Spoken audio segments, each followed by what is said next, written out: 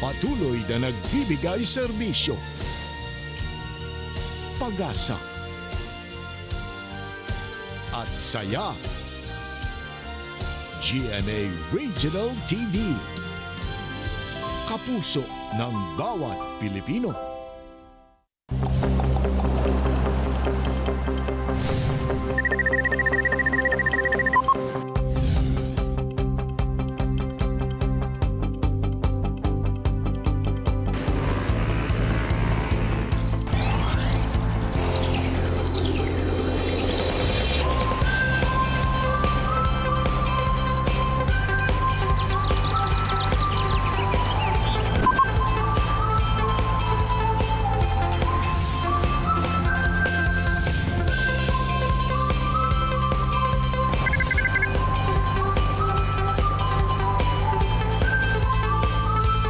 Kini ang At Home with GMA Regional TV.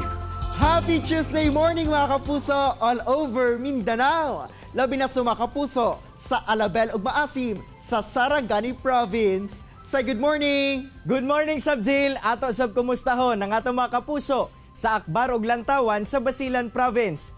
Mga kapuso, karong buntaga atong sayron ang mga programa nga ginapatuman sa City Social Welfare and Development Office sa Cagayan de Oro City alang sa mga street children.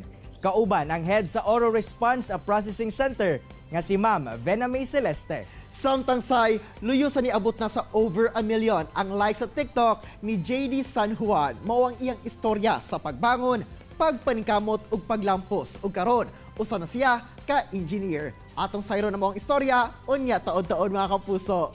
Ug sa Best Talk, makauban sa ni Resi si kapusong Andre Paras. Una ka na mga kapuso, nasayod ba mo kung asa nga lugar sa Mindanao ang giilang Talaba o Oyster Capital of the Philippines? Kini ang Zamboanga, Sibugay Province. Dako ang kontribusyon sa oyster production sa economic development sa probinsya kung asa daghan sab sa mga residente ang naga-engage sa oyster business. Dunay mga iladong oyster farm sa mga lungsod sa Kabasalan, CI ug Alicia. Matag bulan sa Pebrero, ginasaulog sa probinsya ang Sibug-Sibug Festival kung asa usa sa highlights ang pag-promote sa major produce sa probinsya nga talaba o oyster pinaagi sa Talaba Longest Grill.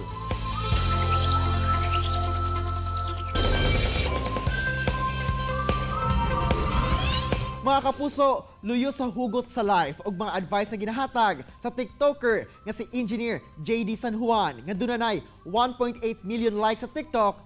Atong kakuhaan og inspirasyon ang iyang istorya sa pagbangon ug kalampusan sa kinabuhi gikan sa iyang mga kaagi. Una pa man siya nahimong usa ka engineer. Ug ato siya makauban karong buntaga. Engineer JD may buntag ug dayon sa At Home with GMA Regional TV. Kamusta sir? Okay lang, maayong buntag no sa atong mga kapuso sa Mindanao. And it's a great morning, sir. No, kaya nakauban ka na mo karong buntaga. Sir, unang-una, please share with us shortly ang imong childhood story. Dili lalim because nabiyaan ko sa akong ginikanan at the age of 8 years old. Since then, nagpuyo ko sa ako ang mga apuhan. And it took us 15 years bago mi nagkita usab sa ako ang parents. Nahitabo to siya tung namatay ang akong amahan. So kibali na himong reunion no ang pagkamatay sa akong papa.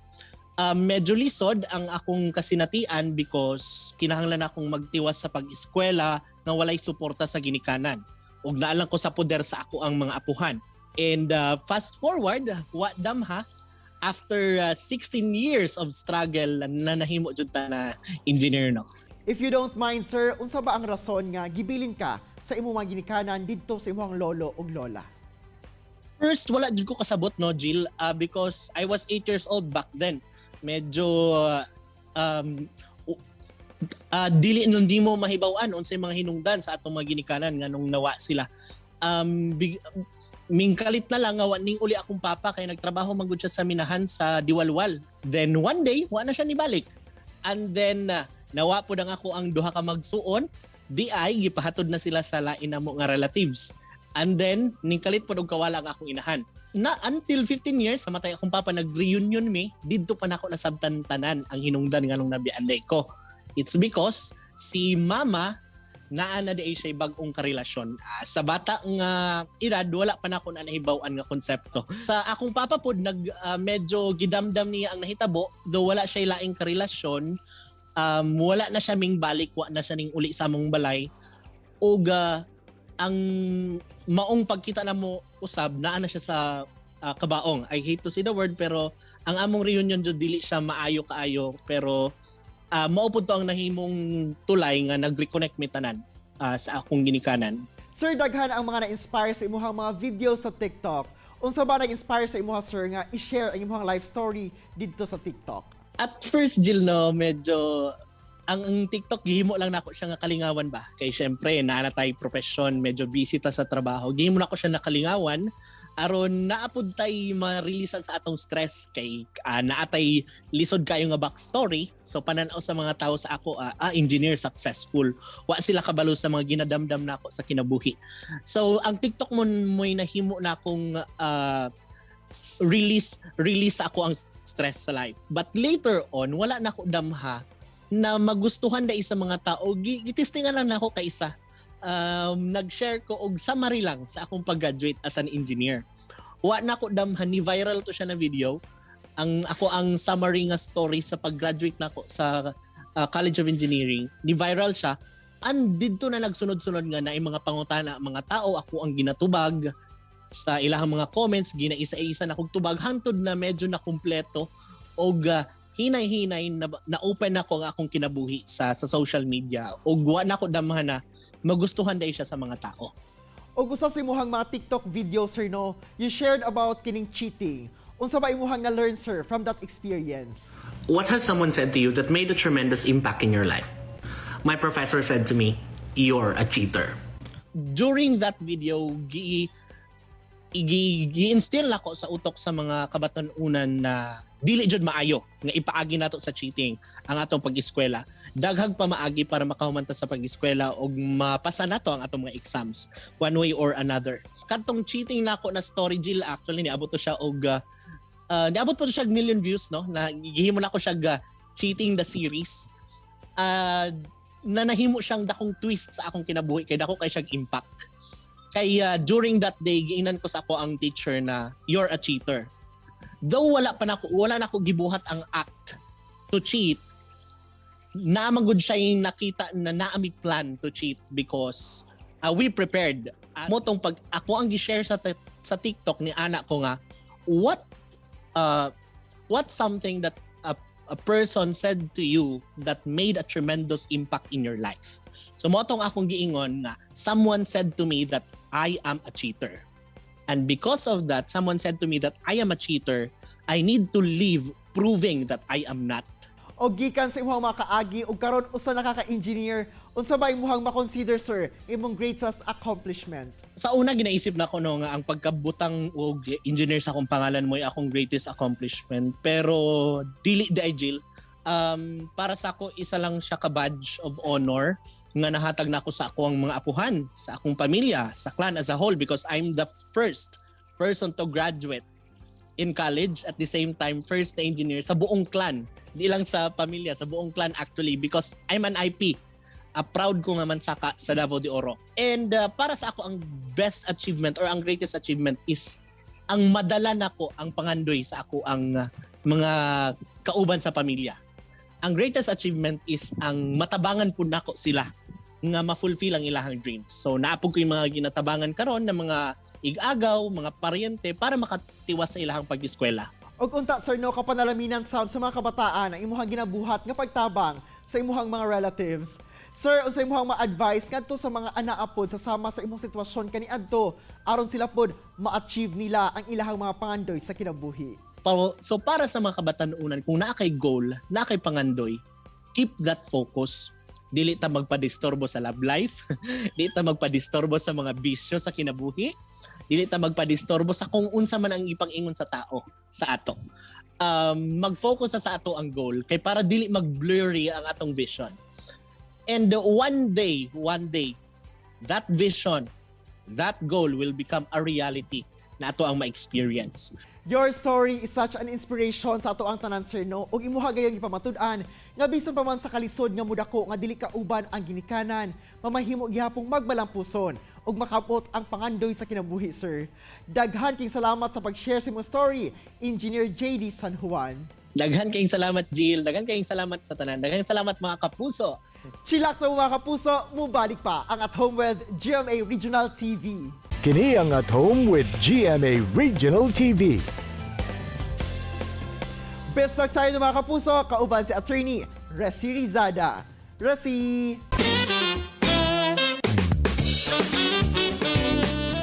Daghang salamat, Audrey!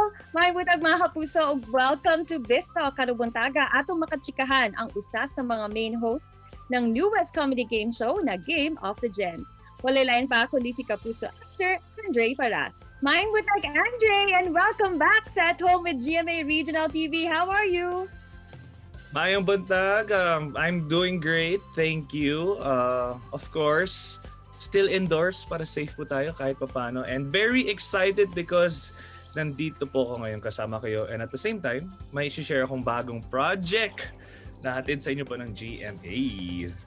Nako, yan. We're so pumped up to hear more about that. But of course, before we ended 2020, we're so happy that you finally pursued your dream of becoming a pro sa basketball.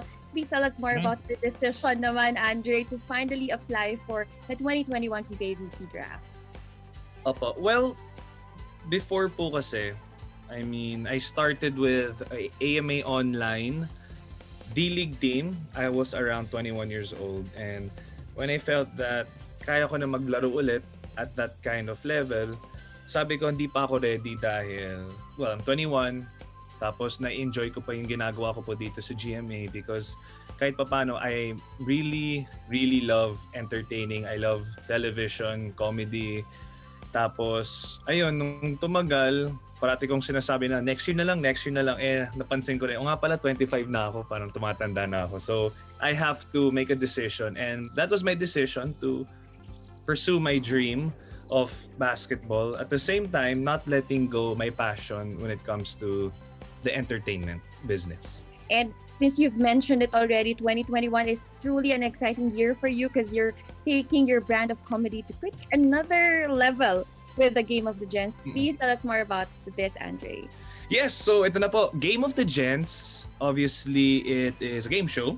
Tapos ano po siya, isang comedy game show na, believe it or not, puno po siya ng kantahan, sayawan, comedy of course, and hindi lang po kami ni Seth Cadayona ang hosts dyan because tutulungan po kami ng aming mga contestants. Meron po kaming mga tinatawag na baby boomers, Gen X, millennials, and Gen Z. So to be honest, hindi ko alam kung saan ako pasok dyan, 25, so maybe millennial ba or Gen Z?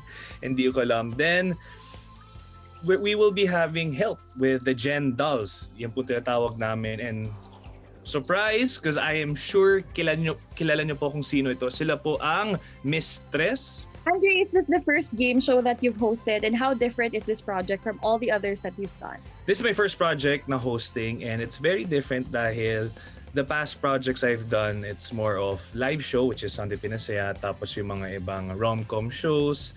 And this will be the first time that GMA has entrusted me with Seth Cadayona ang isang game show na Game of the Gents. I'm very excited dahil dito na po tayo makikilalang, I guess we can see our true selves kasi wala nang script to. It's gonna be more of having fun at the same time making sure everybody enjoys their time during their stay po dito sa Game of the Gents. And of course, excited na talaga ang lahat sa Game of the Gents. Please invite everybody, and of course, yung message mo na rin para sa lahat ng ating mga kapuso dito sa Mindanao.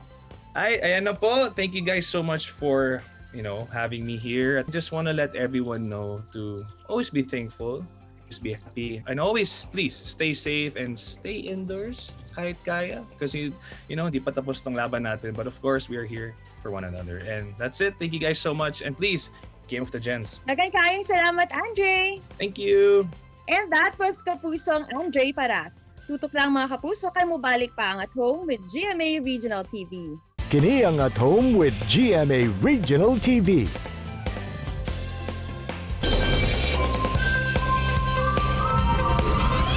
Mga kapuso, karon nga nagpadayon ang pandemya sa COVID-19 dili lamang diri sa syudad apan sa tibuok kalibutan. Kamusta kaha ang kahimtang sa mga bata nga anaa sa kadalanan? Unsa kaha ang mga lakang nga gihimo sa tong gobyerno aron matagaan sab og pagtagad ang ilahang mga kinahanglan? Kana ang atong isgutan karong buntaga. Kauban si Ma'am Vena May Celeste, ang Oral Response Processing Center Head sa Cagayan de Oro City, LGU. Ma'am Vena May, mayong buntag og dayon sa At Home with GMA Regional TV. Kamusta, ma'am? Hi, Sir Sai, and good morning sa atong mga nag-subaybay sa atong program this morning. So far, okay ra. Padayon gihapon sa pagpanerbisyo sa atong mga katawhan. Ma'am, unang-una, alang sa kasayuran sa tanan, unsa ba ang tahas, ma'am, sa Oral Response Processing Center Ilawom sa City Social Welfare and Development Office? So, ang Oral Response and Processing Center is isa ka section under sa Social Protection Division sa among opisina sa CSWD nga mo'y gitahasan nga mag-conduct og reach out and rescue operation sa atong mga street children and lakip na sad akatong mga families nga gakita nato sa dalan. But basically, the main focus sa amo ang section is ang pagsiguro nga walay street children sa atong mga streets diri sa among syudad. Ma'am, katong wala pa ang pandemya, kamusta ba, ma'am? Ang mga programa nga ginahimo sa syudad alang sa atong mga street children? So, ang mga programs nato lahi-lahi, no, but focusing ta dito sa preventive measure unta nga wala tay makita ang mga street children sa dalan. Mao na nga naatay regular reach out and monitoring operations sa mga streets. Ang amo ang section adunay mga teams nga kanang gigrupo nato into two nga regular gatuyok sa dalan. In fact, we extend up until night 8 p.m. to ensure nga walay bata sa dalan. Also, kana gipag-intensify namo ang advocacy nato on magbigay sa tamang paraan wag sa daan. And also gi-capacitate nato ang BCPC kay tungod lagi sa kadakon sa ato ang scope or area of responsibility. We acknowledge nga kailangan namo ang participation sa mga barangays nga motutok sa ilahang mga areas labing na gito mga barangays located in highways. Ma'am, karon nga adunay pandemya, aduna ba'y kausaban sa atong pagpatuman sa atong mga programa? Yes, oo na amo gyud nang nasinati no kay karon nga naapa ang COVID or especially last year mas cautious atong mga staff and strict pod ang protocol karon nga gipatuman sa atong mga center. So if ever na ami ma-rescue sa dalan nga mga bata, once recommended for shelter sa ato ang center, before sila ibutang sa una man gud sir side, diretso ra mi maka-refer provided nga ma-comply ang requirements. Karon si CSWD nagtagana og exclusive isolation unit for rescued clients. So that before sila ibutang sa among center, ato sa silang i-isolate and swab. Sa inyong pagsubay, unsa ba ang sagad nga rason kung nganong mabutang sa kadalanan ang mga kabataan? So number one gyud so far among nakita Sir Sai is kaning lack of supervision sa mga ginikanan, no? Naapodera ang negligence on the part sa mga parents. Sometimes ang mga bata nganong didto sila sa dalan kay mas makakaon man sila didto, mas ma-feel nila ang belongingness sa ilang friends, mas matagan sila attention. Also, na peer pressure kani nga mga bata nga nasa streets, usahay nagdula lang dayon nakabarkada, naka-friend og mga ingkag didto na gyud nagpuyo sa dalan nga mga bata. So ang attitude, ang behavior ma-adapt nila to the point nga mao lagi na magbuhat na og dili maayo nga mga butang. And sad, isa pod yun sa rason sa among nakita is these children are themselves victim of abuse sa ilaha mismo nga mga panimalay.